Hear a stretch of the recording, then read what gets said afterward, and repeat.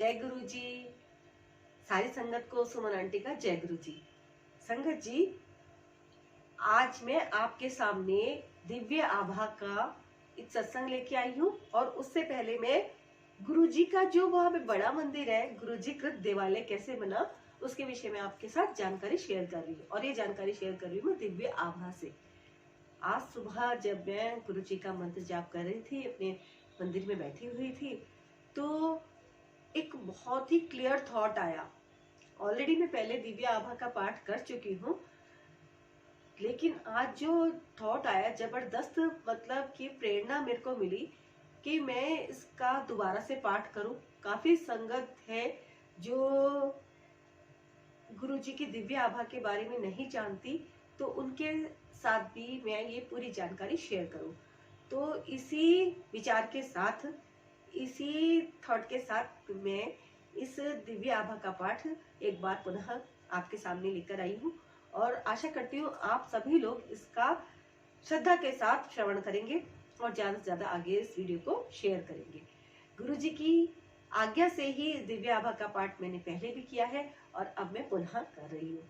तो जैसी गुरु जी की इच्छा होती है इंसान वही करता है ना। तो गुरु जी ने मुझे ये सेवा बख्शी है, इसके लिए गुरु जी का सबसे पहले मैं अनंतम शुक्राना करती हूँ। शुक्राना गुरु जी, अनंतम शुक्राना गुरु जी। और आप प्यारी प्यारी संगत को मेरे साथ जोड़ा है, गुरु परिवार मेरा एक छोटा सा बना है, इसलिए जितने भी मेरे सब्सक्राइबर हैं मैं उनका दिल से धन्यवाद करती हूँ, दिल से शुक्राना करती हूँ। तो आप सभी के लिए मैं सुमन आंटी दिव्य आभा का पाठ दोबारा कर रही हूँ। आप सभी लोग इसको पूरी श्रद्धा के साथ सुने और गुरुजी अवश्य ही आपका कल्याण करेंगे। ना जाने कौन से सत्संग को सुनने से आपका कल्याण हो जाए, है ना। और अगर आप अपने सत्संग शेयर करवाना चाहते हैं गुरुजी ब्लेसिंग कल्याण कीर्तन चैनल पर, तो आप मुझको व्हाट्सएप में मैसेज करके जरूर बताइएगा। अपनी ऑडियो वीडियो जो भी कुछ चाहे आप शेयर करना, वो शेयर कीजिएगा। लिख के शेयर करना चाहे तो लिख के भी शेयर कर सकते हैं। मैं डिस्क्रिप्शन बॉक्स में अपना व्हाट्सएप नंबर डाल दूंगी, आप उसमें जरूर सत्संग शेयर कीजिएगा। सत्संग शेयर जरूर करने चाहिए, है ना, क्योंकि इससे क्या होता है, हमारा अपने गुरु जी के साथ बहुत ही ज्यादा डीप कनेक्शन बनता चला जाता है। मेन बात क्या है, हमें गुरु जी के साथ डायरेक्ट कनेक्शन बनाना है। तो डायरेक्ट कनेक्शन बनाने का सिर्फ एक ही माध्यम है, ज्यादा से ज्यादा सिमरन करना। और ज्यादा से ज्यादा सिमरन हम कैसे करेंगे, जब हम सत्संग सुनेंगे और सत्संग को शेयर करेंगे, है ना। मंत्र जाप तो करेंगे ही करेंगे, लेकिन सत्संग का अपना बहुत ही बड़ा रोल है गुरु जी की सिमरन करने में। तो सत्संग को ज्यादा से ज्यादा शेयर करें। और मैं जो ये दिव्य आभा का पाठ कर रही हूँ, इसको आप जरूर शेयर करें, है ना। पहले तो खुद सुने और फिर आगे शेयर जरूर करें। तो शुरू कर लेते हैं। जय गुरु जी। ओम नमः शिवाय, शिव जी सदा सहाय। ओम नमः शिवाय, गुरु जी सदा सहाय। ओम नमः शिवाय, शिव जी सदा सहाय। ओम नमः शिवाय, गुरु जी सदा सहाय। ओम नमः शिवाय, शिव जी सदा सहाय। ओम नमः शिवाय, गुरु जी सदा सहाय। गुरु जी कृत देवालय दूर, राजधानी के कोलाहल से दूर एक स्थान है जहां पर लोगों की आत्माएं पुनः प्रसारित हो सकती हैं और उनके हृदय वहां के सौंदर्य में डूब जाते हैं। यहाँ पर वायु स्वच्छ है, धूप हरी है और आंखें चमकते हुए श्वेत संगमरमर भवन के ऊपर काली चट्टान से बने हुए विशाल लिंग से साक्षात्कार करती है। लिंग संदेश देता है कि यह स्थान शिव का आसन है। गगन की ओर उभरता हुआ लिंग शिव धर्म, साधु भाव और एक नई धार्मिक चेतना की घोषणा करता है। प्रवेश करते ही ज्ञान एवं प्रतिभा के धनी गणेश की लघु मूर्ति आगंतुक का स्वागत करती है। उसके थोड़ा आगे बाहर उद्यान में एक अति सुंदर युवा शिव की प्रतिमा स्थापित है। कर्पूर गौरम करुणावतारम संसार सारम भुजगेंद्रहारम सदा वसंतम हृदयारविंदे भवम भवानी सहितम नमामि। ये शिव जी का मंत्र यहाँ पे है। उनके विशाल करुणा से पूरित सुंदर नयन खुले हुए हैं, मुख अर्ध मुस्कान से आनंदित है और एक हस्त आशीष देने के लिए उठा हुआ है। वह एक अति विशाल कमल पुष्प पर विराजमान है और उनके सिर के ऊपर शेषनाग की छत्र छाया है। अंदर मंदिर में पीतल निर्मित महेश्वर इसी मुद्रा में विराजमान है। उल्लेखनीय है कि महायोगी शिव तपस्या नहीं कर रहे हैं। ऐसा प्रतीत होता है मानो अभी तपस्या समाप्त कर एक पैर नीचे कर अपने भक्तों की समस्याओं का समाधान करने के लिए तत्पर है। मुख्य कक्ष में ओम नमः शिवाय सामने दीवार पर अलंकृत है। यह शिव और गुरुजी दोनों एक ही हैं का अपने उन भक्तों को आशीर्वाद का अविनाशी वचन है जिन्हें उन पर श्रद्धा और विश्वास है। असंभव लिंग निर्माण, अभी बता रहे हैं कि वो जो लिंग बना इतना विशालकाय, जिसमें कहते हैं कि 12 ज्योतिर्लिंग की शक्ति इसके अंदर है, वो कैसे बना उसके बारे में जानकारी इसमें दी हुई है, वो मैं आपके सामने लेकर आई हूँ। आप इसे ध्यान से सुनिए, पढ़ रही हूँ मैं। असंभव लिंग निर्माण कैसे बना? यह गूढ़ तथ्य कि यह स्थान वास्तव में त्रिकालदर्शी शंकर महादेव का ही है। निर्माण काल के समय हुई विलक्षण घटनाओं से, निर्माण से संबंधित और जो वहां पर सदा जाते रहते हैं उन महानुभावों के अनुभव से स्पष्ट हो जाता है। मंदिर निर्माण के समय कार्य में अनेक बाधाएं आई और प्रत्येक अवसर पर चमत्कारिक रूप से वह दूर भी हो गई। यह गुरुजी के निजी हस्तक्षेप के कारण ही संभव हुआ। निर्माण प्रारंभ होने से पूर्व इस भूमि खंड पर अनेक झाड़ियां, वृक्ष और विशाल शिलाखंड और पत्थर थे जिन्हें साफ करना और हटाना आवश्यक था, परंतु हर झाड़ी और पत्थर के नीचे सर्प था। देखो कितने वहां पे सांप थे, बहुत ज्यादा सांप थे। एक को हटाने पर और प्रकट हो जाते थे। यह देखकर वहां पर कार्य करने वाले कर्मी भाग गए। अडिग निर्माण प्रभारी रघुवीर नामक एक सिख भक्त संयोग से, जिनकी दृष्टि अति क्षीण थी, गुरुजी पर विश्वास रखने वाले श्रद्धालुओं के लिए एक और प्रसंग ने कर्मी बुलाए, किंतु इतने सांपों को देखकर वह भी भाग गए और लेबर को बुलाया, लेकिन वो भी वहां पे नहीं टिके। अंततः रघुवीर ने गुरुजी को इस समस्या से अवगत कराया। गुरुजी ने मुस्कुराकर रघुवीर को निर्देश दिया कि वह और कर्मी किराए पर लाए और आश्वासन दिया कि यह समस्या पुनः नहीं होगी, और ऐसा ही हुआ। अगली बार जब कर्मी आए तो उस खंड में एक भी सर्प नहीं था। देखो कितना बड़ा चमत्कार है ये। मंदिर का निर्माण कार्य वर्षा ऋतु में प्रारंभ हुआ था। हर बार जब कंक्रीट डाला जाता तो वर्षा रुक जाती थी। निर्माण कार्य में लगे हुए लोगों को शीघ्र ही विश्वास हो गया कि यह संयोग नहीं है। देखो बरसातों के मौसम में बारिश रुक जाना अपने आप में ये भी एक चमत्कार है। गुरुजी स्वयं कहा करते थे कि घटनाएं चैन से होती है, देव योग से नहीं। गुरुजी का आदेश था कि मंदिर का गुंबद, जो बड़ा सा गुंबद है उसके बारे में बता रहे हैं, गुरुजी का आदेश था कि मंदिर का गुंबद लिंग की आकृति में होगा। यह तभी संभव था जब उसको ठोस आधार दिया जाए, परंतु गुरुजी इसके विरुद्ध थे। वास्तुविद का मानना था कि यह अव्यवहारिक है और उन्होंने इसका भरपूर विरोध किया। तथापि निर्माण गुरुजी के आदेशानुसार प्रारंभ हुआ। अब दिल्ली में एक ही राजगीर था जो यह कार्य करने में सक्षम था, परंतु उसे ढूंढना सरल नहीं था। रघुवीर ने उसको कैसे खोज निकाला, यह स्वयं में एक सत्संग है। देखो इस एक मंदिर को बनाने में भी कितने सारे सत्संग जुड़े हुए हैं, कितने सारे चमत्कार जुड़े हुए हैं, है ना। इसीलिए शायद गुरुजी ने मुझे कहा कि मैं इसका पाठ दोबारा से करूं, है ना, जैसी गुरुजी की इच्छा। और वैसे भी इस तरह की आध्यात्मिक बातों को कर करके मेरा खुद का भी पेट नहीं भरता, मैं तो खुद ज्यादा से ज्यादा शेयर करती रहूं, ऐसा ही मेरा जी करता है। मतलब एक मन लगता है बहुत ही ज्यादा, और आशा करती हूँ आप सब लोगों को भी बहुत पसंद आएगा कि गुरुजी का ये मंदिर का निर्माण कैसे हुआ, है ना। निर्माण करते हुए लिंग का निचला भाग बिना समस्या के बन गया। निर्माण करते हुए लिंग का निचला भाग, जो नीचे का था भाग, बिना समस्या के बन गया, किंतु ऊपरी भाग में दरारें आ गई, जो ऊपर वो जो गुंबद बन रहा था उसमें। रघुवीर को इस समस्या से अवगत किया गया। उन्होंने ठेकेदार को पुनः निर्माण करने को कहा, किंतु फल वही रहा। अब समस्या निदान हेतु गुरुजी के समक्ष रखी गई तो उन्होंने उत्तर दिया कि उनको पुनः प्रयत्न करने को कहा। इस बार वह उसको आधार देंगे। फलस्वरूप कार्य तीसरी बार पुनः प्रारंभ किया गया और इस बार ऊपरी वृत्ताकार भाग बिना किसी कठिनाई के, बिना किसी दरार या रुकावट के पूर्ण हो गया। गुरुजी द्वारा दिए गए आधार से दोष समाप्त हो गया, उसे आवश्यक शक्ति प्राप्त हुई और लिंग निर्माण संभव हुआ। यह वास्तव में अचरज की बात है कि गुरुजी की अलौकिक शक्ति किस प्रकार से इस संरचना को संभाले हुए है। निर्माण के समय शिवलिंग में हल्के भार और हल्के रंग की टाइल लगाई गई थी। बाद में इनको काली ग्रेनाइट से अंतरित कर दिया गया। तत्पश्चात लिंग के मध्य से एक भारी भरकम फानूस भी टांग दिया गया। इस प्रकार न केवल एक असंभव रचना हुई, उस पर वजन भी डाल दिया गया। यह गुरुजी की कृपा ही है, जिसके कारण लिंग अपने स्थान पर इस विश्व के भौतिक नियमों के प्रतिकूल आज भी स्थिर है। सही बात है ना। आप बता रहे हैं कि वहां की जो जमीन है वो कैसी है, चमत्कृत भूमि मंदिर के अंदर की, है ना।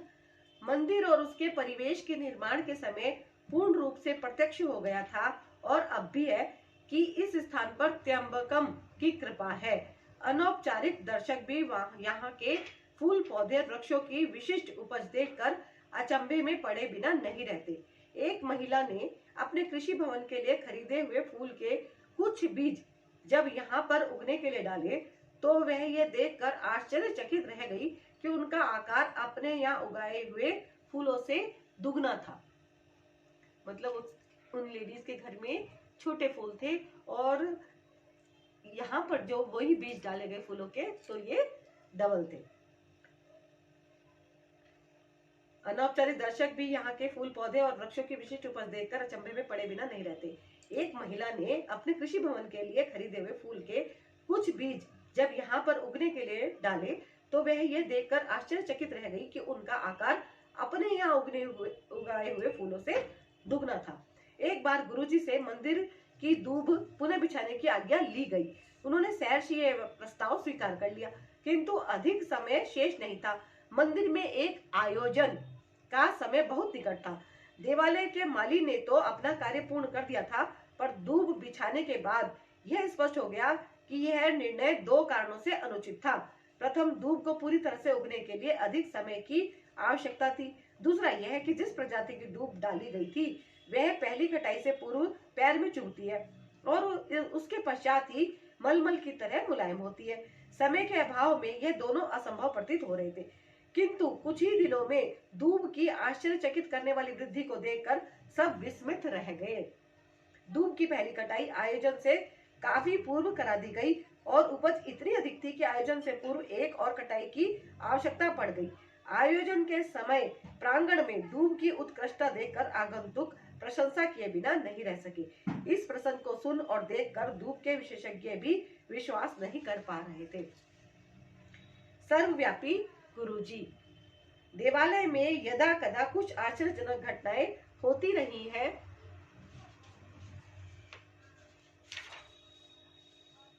जो दैनिक अलौकिक शक्ति की ओर संकेत करती हैं। मंदिर में दर्शकों ने अक्सर प्रांगण में शिव की प्रतिमा के भाव बदलते देखे हैं और वर्ष 2006 में होली के अवसर पर मुख्य सभागृह में पीतल की शिव प्रतिमा पर एक स्थान पर रंग लगा देखा गया। यह सुनिश्चित है कि सर्वव्यापी गुरुजी की दृष्टि सदा मंदिर पर रहती है। एक अध्यापिका का वृतांत वर्णनीय है। गुरु पूर्णिमा के अवसर पर वह प्रातः काल 6:15 बजे अपने विद्यालय जाने से पूर्व मंदिर गई। उस पवित्र दिन केवल माली ने उनको वहां पर अपने गुरु का अभिवादन करते हुए देखा, किंतु यह अर्थ सत्य है, किसी और ने भी उनको वहां पर देखा था। जब वह गुरुजी के दर्शन हेतु अगली बार एम्पायर स्टेट आई तो गुरुजी ने उनको बुलाया और बोले कि वह गुरु पूर्णिमा के दिन सुबह 6:15 बजे मंदिर गई थी। वह अपने ध्यान में उनको देख रहे थे। श्रद्धा का पुनर्जागरण। स्पष्ट है कि यह बड़ा मंदिर गुरु कृपा से स्थापत्य कला का अत्यंत उत्कृष्ट उदाहरण है, जो भक्त को सौम्य और स्नेह भाव से अपनी ओर खींच लेता है। यह उनके अध्यात्म का पवित्र स्थान है, शिव और नानक का प्रिय स्थान। यहाँ पर ओंकार और ओम एक हैं और सदा एक दूसरे का प्रतिबिंब बने रहेंगे। यह मंदिर सृष्टि के रचयिता के प्रतीक बनकर मनुष्य की आत्मा का सदा स्वागत करेगा। यहाँ पर समस्त आगंतुकों पर उनके आशीष की वृष्टि होती है और निरंतर होती रहेगी। दिव्य आभा यहाँ पर और अधिक तीव्रता से सदा प्रज्वलित रहकर अपना प्रकाश इस संसार में फैलाती रहेगी। अपने आने वाले युगों में मानव जाति इस पवित्र पावन स्थल को धर्म के जन्म स्थान से पहचानेगी। हमारे जीवन काल में बड़े मंदिर को सर्वोच्च सम्मान प्राप्त होगा और नवीन धार्मिक चेतना का उदय होगा। यहाँ पर आशीष पाने वाले समस्त भाग्यवान पुरुषों, महिलाओं और बच्चों के द्वारा पूर्ण विश्व में सद्भावना और शांति के युग का शुभारंभ होगा। उल्लेखनीय है कि शिवलिंग का पुनरुत्थान हुआ है, उसका आरोहण आने वाली मुक्ति की उद्घोषणा कर रहा है।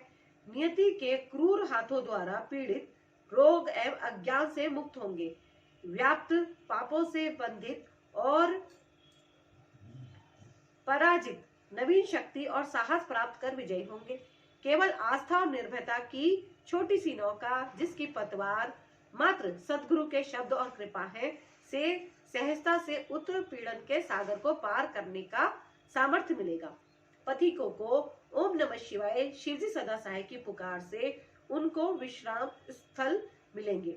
संकट और अत्यंत कठोर यातना काल में देव स्थान में अंकित यह शब्द गुरु जी के परिश्रम से उनके हृदयों और मन पर चिहित उनकी हुंकार, मित्र, रक्षक, प्रेम और एकमात्र दिशा दर्शक होंगे।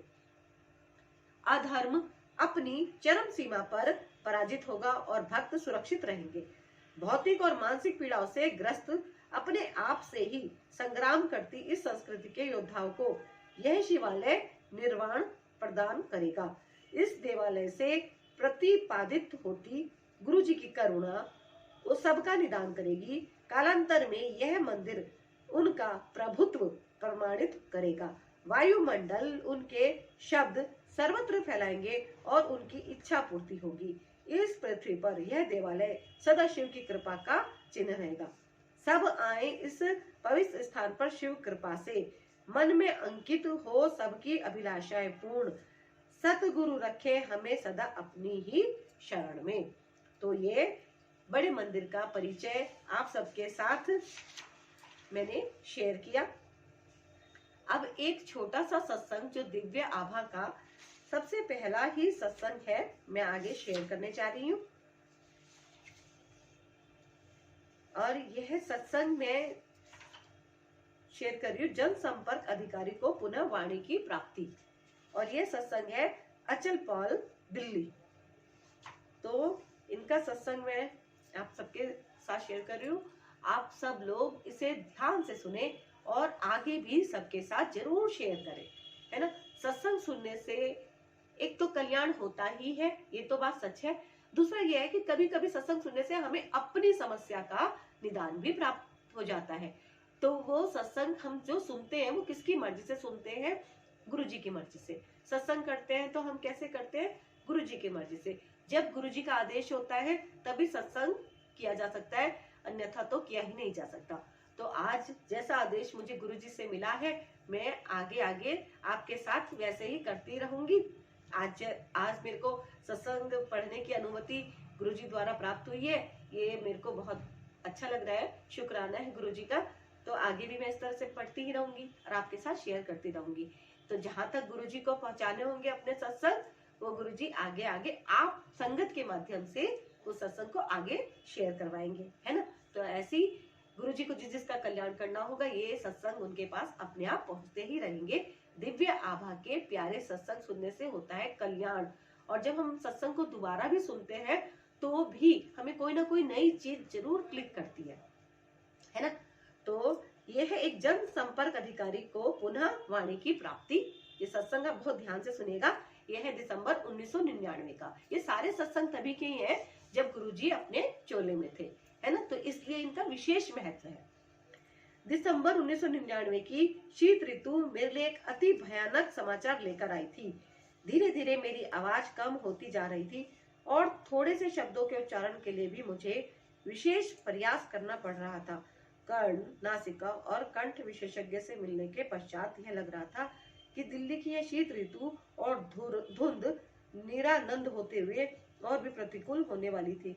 विस्तृत जांच पड़ताल के पश्चात विशेषज्ञ ने शल्य क्रिया का परामर्श दिया, जो सर गंगा राम चिकित्सालय में करी गई। मेरी बायोप्सी का परिणाम आने पर हमारी आशंका की पुष्टि हो गई। कंठ में मेरी सूजन असाध्य प्राण घातक कर्कट रोग बन चुका था। जब मेरी वाणी विकृत होने लगी, उसके मात्र 2 मास पश्चात मैं जैसे नरक में पहुंच गया था और उसका कारण समझ पाने में असमर्थ था। मैं सिगरेट, मद्य, तंबाकू या पान का सेवन नहीं करता था, पर ईश्वर ही पालक है। अपनी शल्य क्रिया के पश्चात 3 सप्ताह के विश्राम काल में, जिसमें मुझे कुछ भी बोलने की मनाही थी, मैं गुरुजी की शरण में रहा। मैं और मेरी पत्नी, हम दोनों गुरुजी के पास मेरी दुर्दशा की अवस्था में पहुंचे थे, किंतु उससे पहले एक और परीक्षा देनी थी। चिकित्सालय से आने के बाद 5वें दिन मेरी गुरुजी के पास जाने की अटूट अभिलाषा जागृत हुई। संयोग से उस दिन अत्यधिक वर्षा हो रही थी। मेरे परिवार के सदस्यों ने मुझे किसी और दिन जाने की सलाह दी, पर मैं नहीं माना। मेरा मन पक्का हो चुका था। मेरे अंदर उसी दिन जाने की आवाज उठ रही थी। एम्पायर स्टेट से गुरुजी के स्थान तक चलते हुए एक अद्भुत सुख का आभास हुआ। गुरुजी अपने रंगीन लंबे लबादे में अपने स्थान पर आसीन थे। हमारा परिचय करवाकर हमें राजसिक रक्तिम कालीन पर आसन ग्रहण करने को कहा गया। गुरुबानी के पवित्र शब्द वातावरण में रस घोलकर उसे और मधुमय कर रहे थे। एक स्नेहमय किंतु ओजस्वी ऊर्जा पूरे कमरे में फैली हुई थी। कुछ समय पश्चात चाय प्रसाद वितरित हुआ। उसके एकदम बाद गुरुजी ने हमें बुलाया और मेरी घबराई हुई पत्नी को कहा, जा तेरे हस्बैंड नु 50% ठीक कर दिता, टेस्ट फिर करा ले। उस समय यह विश्वास करना सरल नहीं था कि वह असाध्य रोग ठीक हो गया था, पर हमने गुरुजी की सलाह मानी। बायोप्सी की शेष 4 स्लाइड में से 2 एम्स में दी और 2 मुंबई स्थित टाटा संस्थान में भेजी। 1 सप्ताह पश्चात परिणाम आने पर हम पुनः एम्पायर स्टेट गए। हमारे प्रवेश करते गुरुजी मुस्कुराए और बोले, क्यों डॉक्टर कंफ्यूज हो गए? यह तथ्य था। दोनों संस्थानों से आए निष्कर्षों ने मुझे स्वस्थ घोषित किया था। प्रथम चमत्कार हो चुका था। उसके पश्चात चिकित्सकों ने रोग लक्षण प्रयोगशाला के निर्णयों की अवहेलना न कर उपचार पूरा कराने को कहा। मैंने निश्चय कर लिया था कि अब कोई भी उपचार गुरुजी के कथना अनुसार ही होगा। आगे यह हुआ। गुरुजी ने मुझे मिर्चों से भरा हुआ लंगर खाने को कहा। चिकित्सकों के अनुसार, जिन्होंने मुझे केवल उबला हुआ खाना खाने के लिए निर्देश दिए थे, मिर्चें निषेध थी। गुरुजी ने मुझसे उच्चारण भी करवाया और घोषित कर दिया कि मैं पूर्णतः स्वस्थ हूँ। गुरुजी के परामर्श पर मैं विकिरण चिकित्सा करवाता रहा, परंतु मुझ पर कोई दुष्प्रभाव नहीं पड़ा। मुझे कभी कोई उबकाई नहीं हुई। मेरा हीमोग्लोबिन सदा सामान्य से ऊपर रहा। एकमात्र औषधि, यदि इसे ऐसा कह सकें, तो गुरुजी द्वारा अभिमंत्रित ताम्र लोटे में जल भरकर पीने की रही। इस क्रिया में पूरी रात्रि जल भरकर रखने के पश्चात प्रातःकाल आधा पीकर शेष से स्नान करना था। इस अति साधारण क्रिया पद्धति से मैं पूर्ण स्वस्थ हो गया। नव जीवन के लिए मेरा ऐसा चमत्कारिक परिवर्तन रहा, यह सिद्ध करने के लिए मेरी 2 बेटियां और पत्नी हैं। धन्य है गुरुजी। अचल पॉल, दिल्ली। तो ये कितना प्यारा सत्संग है, देखो, क्योंकि सबसे बड़ी चीज होती है दुनिया में हेल्थ। कहते हैं ना, हेल्थ है तो वेल्थ है। तो मैं भी इस बात में बहुत बिलीव करती हूँ। मैं खुद भी तांबे के लोटे का जो जल है गुरुजी की ब्लेसिंग वाला, खुद भी पीती हूँ, अपने पूरे परिवार को भी पिलाती हूँ।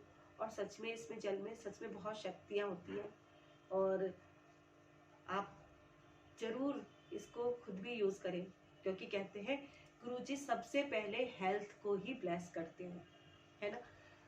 हमें कितनी भी समस्या आ रही हो, है ना, आर्थिक हो, सामाजिक हो, मानसिक हो, हेल्थ की हो, कोई भी हो, कहते हैं गुरुजी सबसे पहले क्या करते हैं, हेल्थ को ब्लेस करते हैं आपकी, कि हेल्थ, आप सबसे पहले हेल्थ ठीक करो, फिर घर में आती है सुख शांति, है ना, उसके बाद धन का नंबर लगाते हैं। और जब एक बार नंबर लगता है तो फिर तो बहुत गुरुजी की कृपा अपने आप बरसती रहती है ना। पर सबसे बड़ी चीज क्या है, हेल्थ। इसका हमें बहुत ज्यादा ध्यान रखना चाहिए। इसीलिए परमात्मा की शक्तियों का हमें सहारा लेना होता है कि हे प्रभु, ये शरीर जो आपने हमें दिया है, बस ये बिल्कुल स्वस्थ रहे, किसी के शरीर में भी कोई रोग ना आए। तो ये सत्संग में आपके साथ इसीलिए शेयर कर रही हूँ कि अगर किसी की कोई हेल्थ के इश्यू चल रहे हैं, कोई समस्या आ रही है, तो वो इस सत्संग को जरूर सुने, क्योंकि सत्संग सुनने से हमारे अंदर एक बहुत ही ज्यादा मोटिवेशन आ जाता है, दृढ़ विश्वास आ जाता है कि चमत्कार सच में होते हैं, है ना। और गुरुजी कहीं नहीं गए, गुरुजी हमारे साथ हैं। और हम जितना ज्यादा कॉन्फिडेंट रहते हैं, उतना ही ये चीजें सारी काम करती है, क्योंकि सारी बात तो विश्वास की है। अपने आप को हम लोग मोटिवेट कैसे रखें, इस तरह से गुरुजी के सत्संग सुन के हमें बहुत मोटिवेशन मिलता है। तो ये सत्संग मैंने आपके साथ इसीलिए शेयर किया, और जैसे जैसे आगे गुरुजी की आज्ञा होगी, आगे आगे भी आपके साथ सत्संग शेयर करती रहूंगी। गुरुजी अपनी सेवा मुझे इसी तरह से देते रहे और मेरा कल्याण करते रहे, हम सबका कल्याण करते रहे, मेरे पूरे गुरु परिवार का कल्याण करते रहे। गुरुजी ब्लेसिंग कल्याण कितना के जितने भी सब्सक्राइबर है, गुरुजी उनके ऊपर, सबके ऊपर खूब कृपा करे, बस ऐसी मैं कामना करती हूँ। और गुरुजी ब्लेसिंग कल्याण कितना चैनल को अगर आपने अभी तक सब्सक्राइब नहीं किया है तो जरूर कर लें। और मिलती हूँ मैं अब आपसे नेक्स्ट वीडियो में, जैसा गुरुजी का हुक्म होगा, जैसा गुरुजी का आदेश होगा। वीडियो को लाइक जरूर करना और शेयर जरूर करना। जय